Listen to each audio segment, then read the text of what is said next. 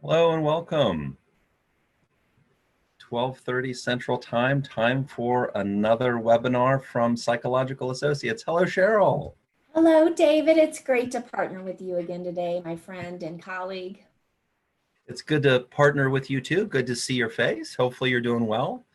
And we're seeing all kinds of folks logging in. And as you arrive in the chat, please let us know where you're from. It's always fun to see colleagues and coworkers from around the country and sometimes from around the world. It's a wonderful experience. As folks are logging in, oh great, New York City, St. Louis, of course, and beyond. As folks are logging in, we just want to welcome you to this webinar, Learning from a Crisis, translating lessons learned during a crisis into lasting improvements. And of course, I'm here, David Rowan, one of your hosts, a consultant and psychologist, business psychologist at Psychological Associates. And today I'm joined by my colleague, Cheryl. Yes. So I'm also a consultant. I am an organization development and learning consultant, and it is a pleasure to be here with you guys today. Oh, fantastic. So we also have two other colleagues with us, Jeff and Jill from Psychological Associates, who are going to be monitoring the chat and helping us with any technical issues, helping us manage through the webinar, so everybody has a great experience. We do invite you to continue to use the Q&A and the chat to ask questions and to share your insights, and there'll be moments where we give you an opportunity to do that. So without any further ado, I think we've got most of our attendees here. We can go ahead and get started. This presentation today is based on the work by Dr. Robert Lefton, of course, the co-founder of Psychological Associates and a business psychologist, and Jerome Loeb, or Jerry Loeb, former president of the May Company. They researched the behaviors of effective managers and teams during a crisis, noting how some rose to the occasion to address and resolve challenges. We'll share some of the insights they discovered about taking care of business and taking care of people while leading through a crisis. And we'll talk about how these lessons can be captured and sustained as we all continue to adapt into the rest of 2020, 2021, and beyond. Now we want to invite you to respond to a poll question. Whether you are continuing to work in the same role or are now in different circumstances, how productive have you been during this crisis? And I'll start by sharing that I've been on a little bit of a roller coaster. I've had moments where I think I've been more productive and where I've seen our team at Psychological Associates increase their productivity. I've had moments where my productivity was the same. And I've had moments where, while taking care of all of the business of life, I've felt perhaps less productive. Cheryl, how's it been for you in terms of your productivity? Likewise, David, it's been a little bit of a roller coaster ride. But I think overall, more productive from a work standpoint. And I look forward to sharing some examples as we go through the learning together today. Yeah, and maybe we could see, probably people have had a chance to respond to the poll. We could see what the responses are. And for those of you who are just joining us, you may notice that you're not seeing our videos today. I don't know about everyone else in the world, but at times our Zoom videos have become a little laggy, and so we're just going to focus on the slides here. So we see a real mix. The majority, it looks like, are about the same. Some have been less productive, and some more productive. So thank you for your responses, and that's not necessarily surprising, but we hope to highlight areas where you have been more productive and see if those lessons can be captured and sustained moving forward. Now, we've all heard, I'm sure, and some of us have been saying, I just want to go back to business as usual. And I, like all of us, of course, naturally, I want the hardship and the suffering that has resulted from COVID-19. I want that all to resolve. But if I really sit down and think about it, I'm not so sure that I 100% want to turn back the clock on everything. You know, when we think about it, before COVID and really before any crisis, life wasn't perfect and business wasn't perfect. It's much more likely that we had different struggles, issues, and challenges. In a recent survey by Capterra, this was before COVID, 89% of companies had multiple active productivity improvement initiatives running simultaneously. And we all know we were trying to get better, and that was a constant theme of any business. And many of us have been in the middle of one of those performance improvement projects. And so when you look at some of these factors about the frustrations and challenges of productivity improvement, they probably ring true for you. At times, businesses can be so rigidly top down that ideas that could have been surfaced and could have been brought to the forefront aren't. And so there are opportunities missed to gather the creativity of everyone at all levels of the business.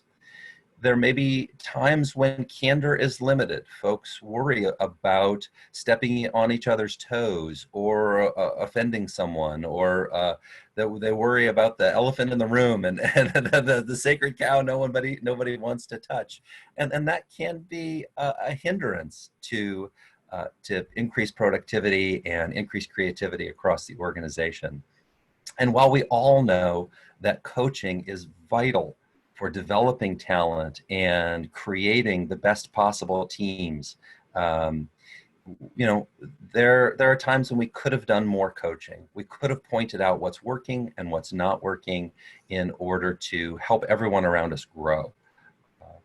Sometimes we don't want to have those tough conversations, whether it's about a performance issue or about a piece of the business that isn't going as well as we hoped, goals we're not quite attaining, projects that are stagnant, that maybe we could push ourselves a little bit more. And sometimes we're a bit short-sighted. We're thinking about this quarter only, or this week only, or our personal to-do list. And so while we all, of course, want to find solutions for COVID-19 and feel safe and protected and get back to work, there may actually be things we're learning as we're all going through this that are lessons we don't want to forget. And now I'm going to pass off to Cheryl here, and she'll talk a little bit about the task management model. Thank you, David. To better understand those productivity challenges and to give managers and organizations a tool to improve productivity, and it's important to note this tool can be utilized in any scenario, crisis or not. Lefton and Loeb developed the task management model. This came after Loeb had one of his leaders describe a lot of effort, time, and resources that were honestly put into something that wasn't aligned with the organization's strategy at the time. He consulted with Dr. Lefton and they developed this model. What the task management model does is it gives us criteria and dimensions to use to evaluate what needs to get done and who's best to do it. We're going to go through it pretty quickly to make sure that we level set and you understand how it works in the definitions, but we're really going to be focused predominantly on how this manifests during a time of crisis. So there are three broad dimensions: importance, capability, and enjoyment. The first dimension is the task important? And to evaluate if it's important or not, there's some questions that you can ask. Does it align with the strategy? Does it drive performance and achieve business and financial goals of the organization? If the task doesn't get done, will it hurt the performance? Is it urgent? Again, the impetus for designing this was the description of a lot of good work that was done, but ultimately wasn't important because it wasn't aligned with the strategy. The second dimension asks, is the person capable of doing the task? This includes an assessment of the technical expertise. Do they have the technical expertise? Do they have the problem solving, the decision-making capability? And do they have the interpersonal skills required to do the task? The third dimension address, does the person enjoy it? It is a well-known behavioral principle that people who like their work do a much better job at it. And this next slide, here are the 3 questions depicted on the actual task management model. So the first question, is it important? If it isn't important, it goes in the basement, that area of black holes, and ideally we don't spend any more time on it. And then the second question, is the person capable? And the third question, does the person enjoy it? They actually work in relationship with each other and get depicted on the task management model in the following ways. So for example, if the person is incapable of doing the task and also dislikes it, it's a red flag. If the person is incapable but enjoys it, that would be a yellow flag. If the person is capable and dislikes the task, this is one we call discipline, because we have to have the discipline to get it done. And those coveted gold stars are whenever the person is both capable and enjoys the task. So those are our gold star tasks. Now, I want to go through this like one more time, and I'm going to give you a personal example of each task.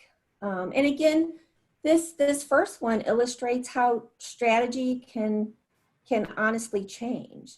During quote unquote business normal business for psychological associates, instructor-led training is important. Given that we can't do any instructor-led training at this time due to COVID-19, spending time on developing it, trying to promote it, it would be honestly an example of a black hole task at this time. In fact, prior to COVID-19, I think David and I would both agree that facilitating our in-person sessions was indeed a gold star task for both of us. And again, perhaps it will come back, but again, perhaps it won't. So for now, it falls within the black hole category. A red flag. As much as I would love to help out if needed, for me, this would be if I were asked to do any accounting tasks for the company. I'm both incapable and would not enjoy it. And I am grateful for my coworkers who are good at it and enjoy doing those tasks for our organizations. Yellow flag, for me, this was getting involved in creating an all virtual session of one of our blended learning sessions. We had a program that we had a lot of e-learning, but then we planned an in-person facilitated session. Given the COVID situation, we were tasked with creating an all virtual session.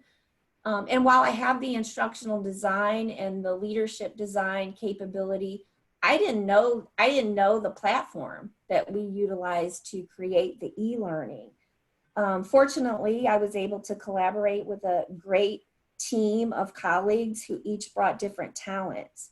So again, it illustrates if we can provide coaching and provide the needed education resources, a yellow flag can become a nice developmental opportunity. A discipline example for me are submitting my monthly billing and expense reports. It's important. Again, it relates to that red flag task that is so important for our company. It is important. I'm capable, but I don't particularly enjoy doing it.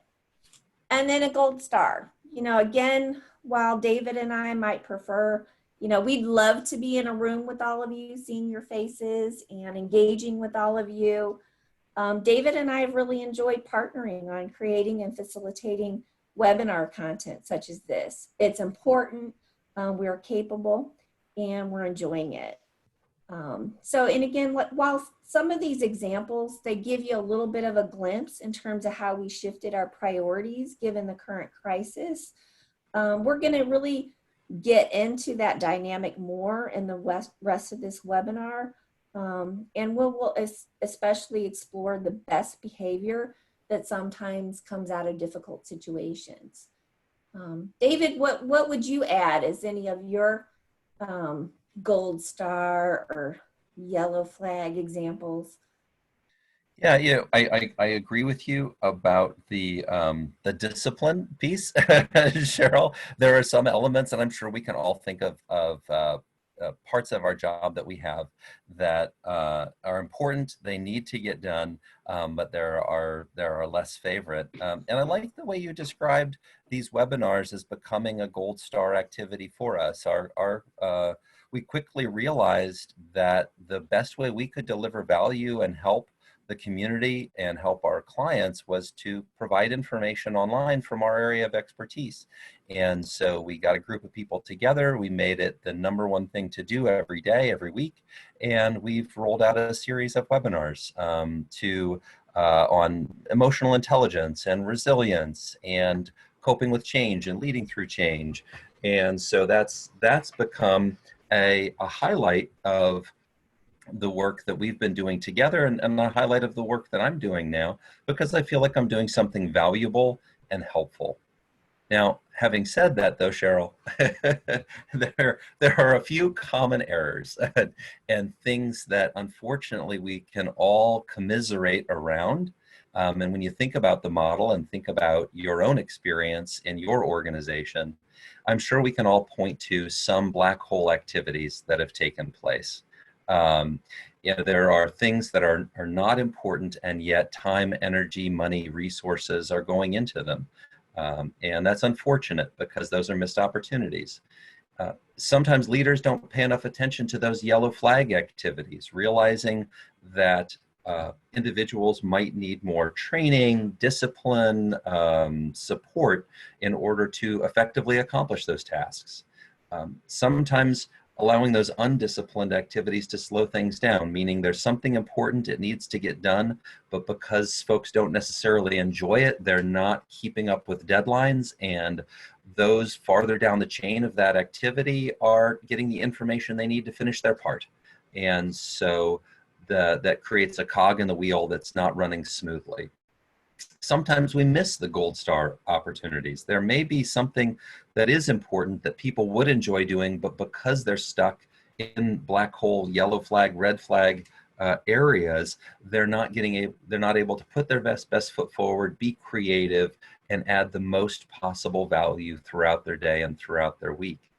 So in the chat, please feel free to share any thoughts you have or experiences in your area where some of those things happen during business as usual. We'll go ahead and keep on kind of keeping our eye on that so that we can highlight folks' commentary. I did see one person said in the chat that the pace had been less hectic for them during this time, and that had allowed them to be more focused. And so maybe some people are finding they're actually doing more of those gold star opportunities, those gold star tasks. Now, let's consider what some teams have done during this crisis, though. Very quickly, we all saw that things around us were changing. We realized that we needed to address new challenges rapidly, and we had to behave differently. And so feel free to share how you were maybe stuck pre-crisis, but also I'd love for folks to start sharing in the chat any thoughts you have about innovations or new ways of being productive that have been helpful to you. So go ahead and share the number next to the behavior, the fundamental behavior change, if you've seen it in your organization, or feel free to share more detail in the chat too. Now, I've seen examples of all 5 at Psychological Associates and in other organizations that we partner with. Cheryl was mentioning some of those already. When the quarantine order was announced, for example, in one business day, while providing services to all of our customers, not dropping a single beat, we transitioned 100% of our staff to work from home. I remember that day pretty vividly. I'm sure we all do. Our candor was very high.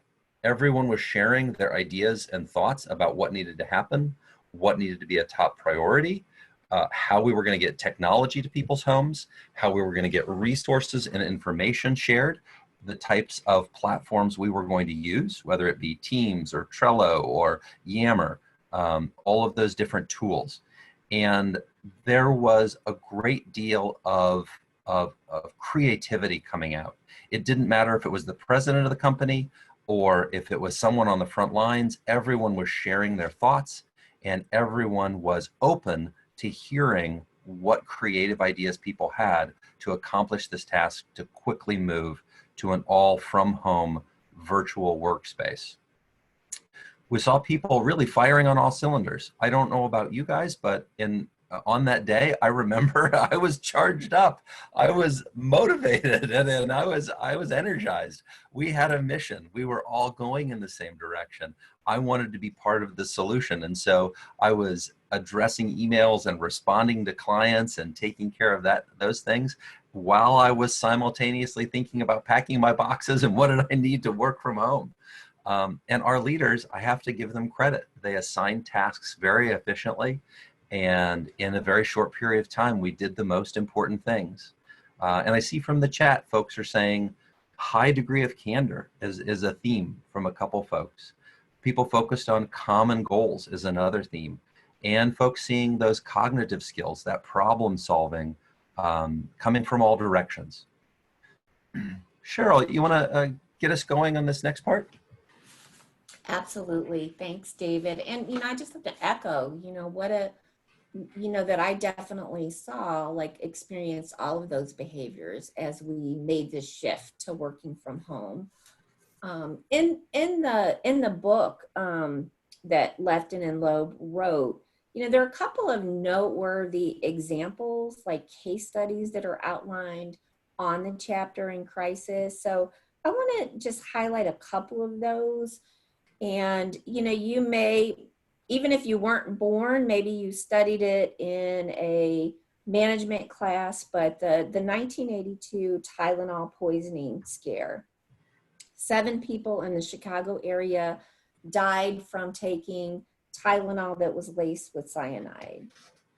In a remarkable response, Johnson & Johnson pulled all bottles, $100 million worth at the time of Tylenol off the shelves.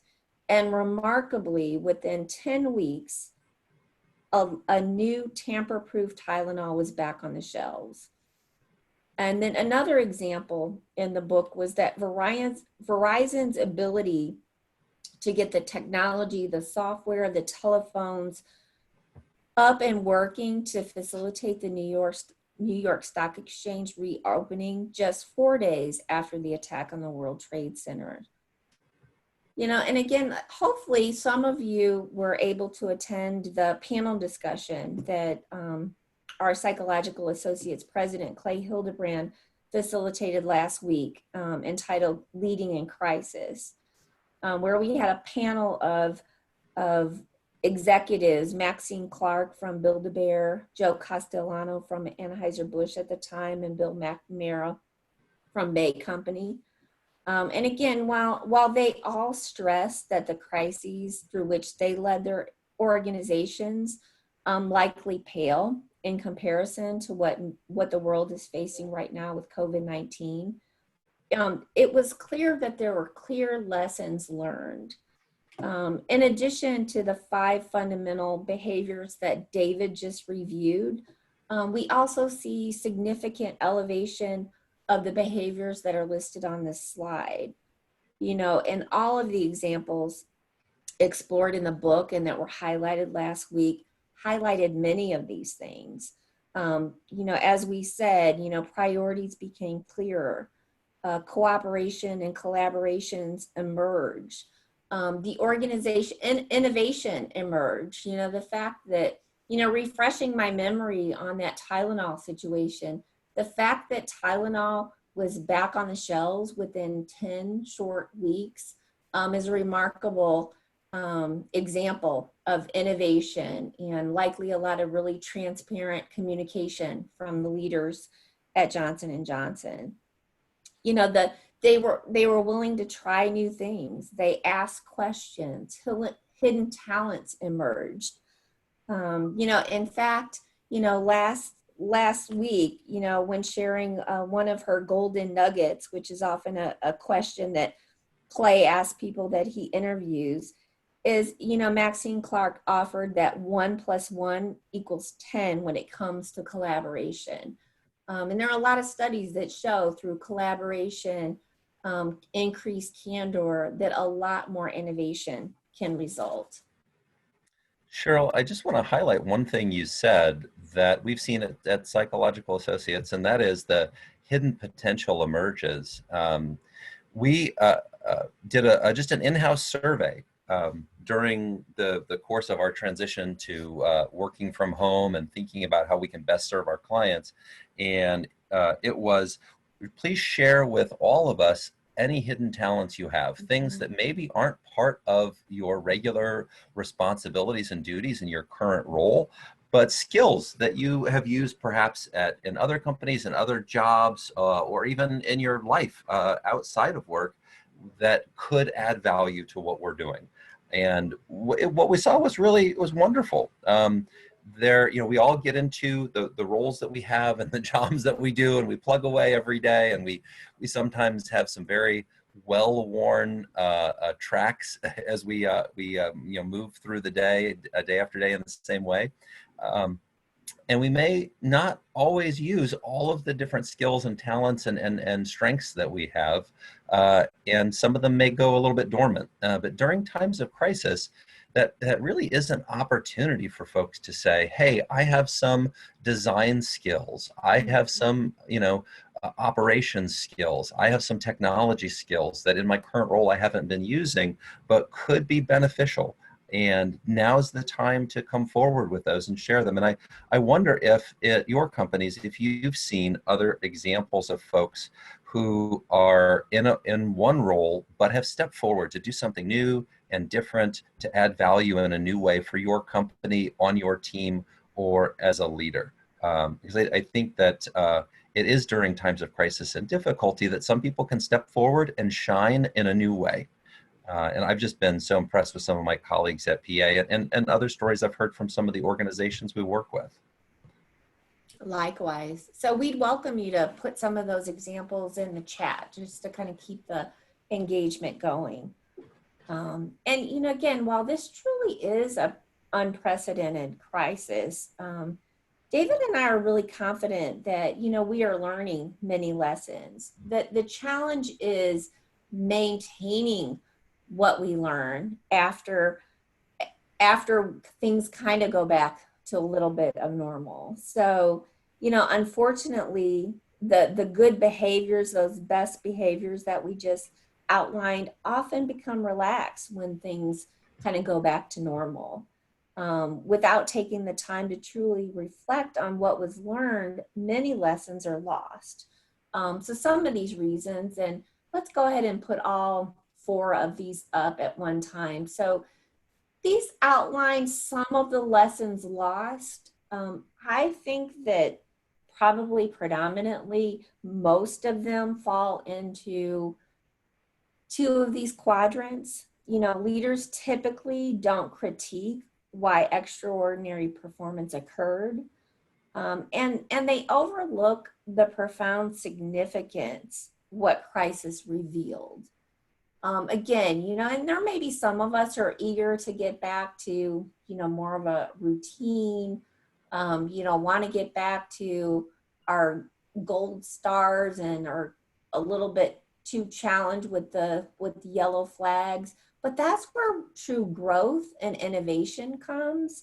So, and again, as David mentioned earlier, the current situation is challenging. We hear a lot of people, I can't wait to get back to normal. But again, realistically, this has been a really disruptive event, and things won't just return to how they are. And we really want to advocate that as leaders, as organizations, that you really pause to reflect, and really try to pause and reflect through a learning lens, look for new ways of being. This ideally requires self, team, and organization, and perhaps even community level analysis. David and I, we're going to go through a series of questions that we would encourage you to ask and discuss. Before we go to those, though, David's going to go through some of the lessons that are particularly found and particularly effective during crisis before we get there. You bet. And this first one may seem, pretty straightforward and obvious, right? But it does bear repeating and perhaps would be helpful for folks to reflect on. Those black hole tasks that someone's doing and we assume have some value, let's not make assumptions. Let's examine everything that we do each day and ask, is it the most efficient way to do it? Does it accomplish our mission? As Cheryl was saying at the very beginning, is it aligned with our strategy? Is it delivering something of value for our clients? And if not, if it's not part of our top priorities and part of our strategy and part of what we're all trying to do together, then it needs to be set aside so that we do have the resources to accomplish the most important things. So it's a matter of organizationally, regularly setting the strategy and determining what the top priorities are.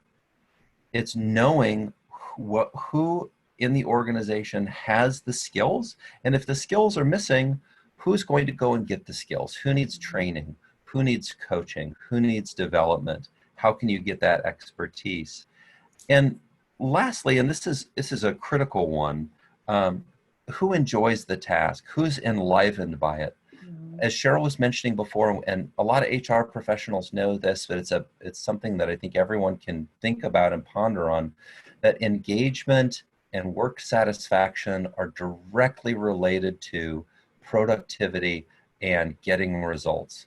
And if you want a highly engaged and a highly focused workforce, you want folks aligned around tasks that they find meaning, value, and enjoyment in. And so that's another question that we can regularly ask ourselves. Do we have the right people doing the right things given their strengths and interests? So what can leaders do? First and foremost, turn as many jobs into gold star jobs as you possibly can. Second, don't forget to coach for all of those different elements. Coach for skillfulness, coach for understanding of the task, coach for having the resources, and coach for enthusiasm and the benefits of achieving those disciplined tasks.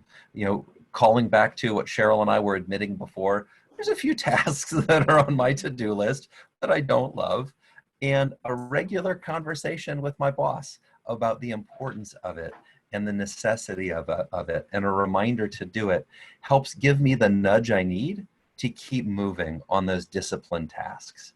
And at the end of the day, I'm thankful for the nudge.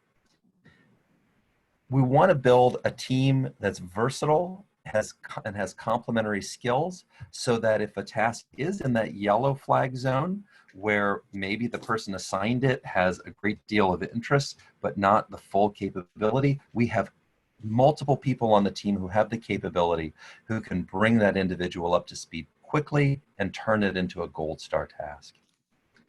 And finally, if anything is down there in that red flag zone, if the person both doesn't have the skill set and doesn't have the interest, but it's important, you need to think about who you're assigning it to. Is there another team member who has a hidden skill who might actually relish getting involved with that?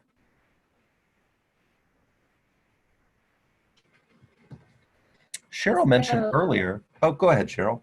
No, go ahead, David. Finish your thought. I was going to say that you had mentioned earlier that we committed to sharing some ways to turn these insights into lasting improvements. And so we wanted to do that now. Of course, after this webinar, you're going to receive some takeaways, a one-pager with some reflection questions. But let's spend some time on those now. And Cheryl, you were mentioning self-reflection. I wonder if you could say more about that. Yeah, and again, this process, again, it might be, it seems pretty simply stated, and it can be a little bit easier said than done. A key thing is that you just plan the time to do this. So, and it can be done in a variety of ways. You know, it could be done, you know, you can start your self-reflection and then move to your team and then give some insights to your senior leaders. It might be done in a team building session, in a series of virtual or hopefully one day again soon in-person meetings. It could be done in a large scale change summit where you have representation from all the people impacted by the crisis. And again, I just want to offer, you know, if any of you want to strategize about how you could do this, I'm sure like David and I, you'll have our contact. We'd be happy to help you think through this. So we're going to give you some questions to get you started. And again, it's not all inclusive. As David said, we're going to send out a worksheet again that'll get you started. But again, we just want to encourage you to like really, and one of you mentioned that things are a little slower paced. So, you know, we just really want to encourage you to minimally do the self-reflection piece of this process, and to see how you can impact your leadership or your contributions to your organizations. So these are the start to the reflection questions. So, you know, again, what have you learned about yourself, your team, your organization? How have you eliminated unimportant work? And again, we're going to send you this after this, but there's no time like the present to begin reflecting. So, you know, we're among friends. We're a pretty intimate group of participants. David and I would really like to invite you to share, you know, a response to any one of these questions you see on the slide and to share it with all panelists and attendees. And having said that, Cheryl, I did see a couple of things in the chat already, and one was from someone who noticed that a lot of their work right now is falling into that discipline or yellow flag territory. And what's interesting to me about that comment is the gratitude that the person's leader and the person's company supported them in taking on something new that was a stretch, where maybe they didn't have the opportunity to do that before in their career or in their different roles.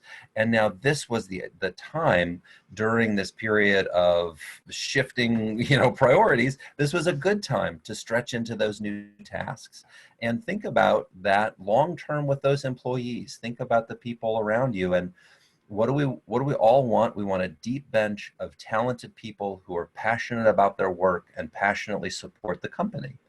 And how do you create that highly engaged employee who's going to be retained through tough times and through good times when maybe other opportunities come up for them? Well, certainly one way to engage an employee is to show that you trust them, to empower them to do something new, and to build their skill set. So I applaud that individual for stretching themselves, and I applaud their boss and their company for offering them the opportunity to stretch into new territory. I see also there's a tip in the chat, so which is, hey, do those discipline tasks during a particular day. I think that's great advice, and certainly for myself, I've had to think carefully about how I restructure and reorder my day and my energies. You know, Cheryl, it strikes me that I think now might be a good time to restart our videos so folks can see us as we're getting into a more interactive portion of the presentation. Hello again. It's good to see you. Cheryl, have you had any, as you've kind of examined your response to the crisis and your own, you know, productivity and approach and with a working from home challenge, what have you learned and what are some insights you've gotten? I definitely have learned that I really enjoy working from home. I miss my coworkers, of course. I miss having access to a reliable and robust printer for the rare occasions I need to print out notes or things like that. But I do want to reflect on that kind of that yellow flag opportunity that you highlighted, in the chat. So during this crisis, it became clear, like, okay, someone needs to do this. There's likely an elevated sense of candor. It's like, okay, I'm interested in doing this. I'm going to enjoy doing this, but I don't have the capability, the full capability to do it. What resources do you have? And it sounded like that leader gave the person the resources. You know, imagine getting relaxed and getting behind this crisis, and you get in that same situation. The boss is like going 100 miles an hour again, and she doesn't check in to see what coaching do you need, what additional education. So I might just encourage, you know, everyone again to meaningfully reflect what was different in the current situation, and how can I ensure that when I'm given those yellow flag tasks in the future that I get the same support. And again, it might be reminding, you know, the leader is like, okay, when you gave me this task before, you gave me the time to get the education I needed. I need that now. Um, Yeah, Cheryl, I think that's well said. I'll again just share from myself. I have also enjoyed working from home, but I have found that those little conversations, and this has been a theme in talking to other folks, the walking down the hall and an idea occurs to you and you pop into someone's office and you get a question answered real quick, or you huddle, you know, with 3 or 4 people to address an emerging situation. I do miss those spontaneous opportunities that we used to have to generate and execute on solutions and fix problems. Yeah. And so what I've learned about myself, though, is that when I'm not physically around people, I need to push myself a little bit to reach out and make those additional social connections. But I have found that I am much more judicious. You know, in all honesty, there were times where I might have wandered around the office and started up conversations that were not productive, and that might have turned into a little bit more socializing than they were focused on getting the job done. And I notice about myself now that I think carefully about, am I going to interrupt someone's concentration flow? Am I going to pull them into something that, do they really need to be involved in it? And so I know I've been more mindful of collaboration, who I'm collaborating with, how I'm collaborating with them, what's the right cadence of my communication with them, and how can I be the most efficient with that. And I think I've seen that happen with a lot of different folks. I've heard leaders thinking very carefully about how frequently they're in contact with their direct reports, the quality of the one-to-ones, and how much time is spent on various tasks. So I've seen unimportant socialization eliminated in some instances, for myself even. And I've seen folks prioritize their communications, figuring out what's the most important thing to say to folks and how can I just pare it down to the most important message. And I've seen people step up and acknowledge that they have tasks that they want to do and they're volunteering for now because they fit into that liked category. Yeah, I agree with you wholeheartedly, Dave. And it looks like we got a comment that came in. The quality of conversations and collaboration has increased. Yeah. I'd love to offer a reflection on, you know, and I too miss the, you know, the hallway conversations, the stepping into office to get a decision made. And I also think that being deliberate, like you said, being deliberate about collaboration and communication, I think as an organization, as a whole, we're a lot better informed about these are the organizational priorities. This is who's working on them. So, and again, it can be a little bit of, you know, Zoom fatigue, but just being more disciplined about the collaboration and communication. I think that once we get back to the office, we'll need to maybe analyze, like, sometimes some of those office decisions are decisions that impact more than just those 2 people. So how can we be deliberate about communicating those conversations and those decisions that are made? Yeah. Yeah. Well said, Cheryl. Well said. Well, I'm cognizant of the time. It looks like we're 45 minutes in, and I think we've covered a good amount of the territory that we wanted to cover today. Um, in this last slide that you see here, you see that we want you to think about how you can create more gold star opportunities and more discipline, show more discipline with tasks. And so as you guys are kind of thinking about everything that we've talked about today, if you could share, you know, what might you do moving forward? What could you commit to ensure that discipline tasks are complete? Or provide the support to your direct reports or colleagues so that their yellow task assignments are actually turning into gold stars because they have everything they need. So I really want to see some responses in chat because David and I are used to having like a little bit more robust chat conversation. So thank you, Amanda, for getting us going.